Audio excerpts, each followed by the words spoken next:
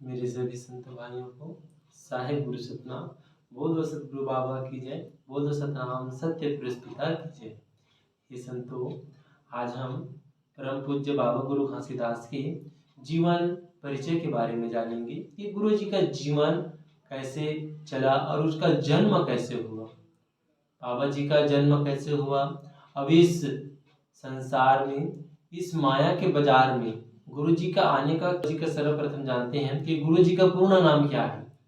बाबा जी का पूर्ण नाम परम पूज्य संत शिरोमणि गुरु घासीदास बाबा जी के नाम से जाना जाता है।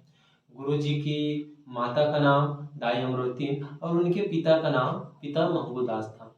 बाबा जी का जन्म 18 दिसंबर सन 1756 में हुआ था। गुरु जी का जन्म स्थान गिरोधपुरी है, जो रायपुर जिला से लगभग 120 किलोमीटर की दूरी पर स्थित है। गिरोधपुरी धाम पहले एक छोटा सा बस्ती था जिसमें करीबन 10 से 12 परिवार निवास करते थे। इतना बड़ा विख्यात भूमि नहीं था। वह जंगलों के बीचों में पहले था।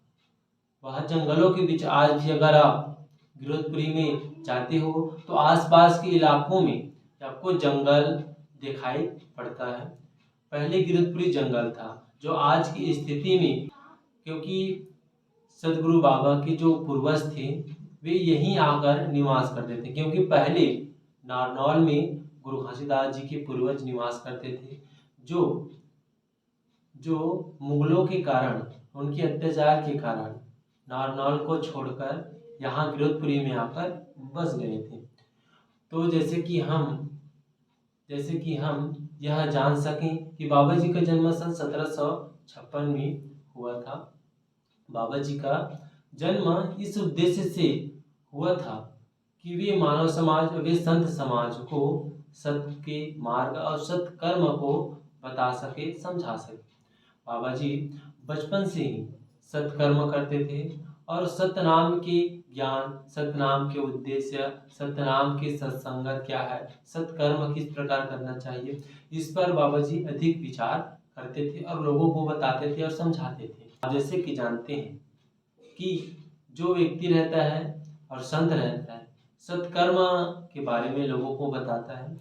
कई व्यक्ति ऐसे रहते हैं जो कुछ भी नहीं समझते और आपको नीचे दिखाने का प्रयास करते हैं। रूढ़िवादी के जाल में बाबा जी भी फंस चुके थे।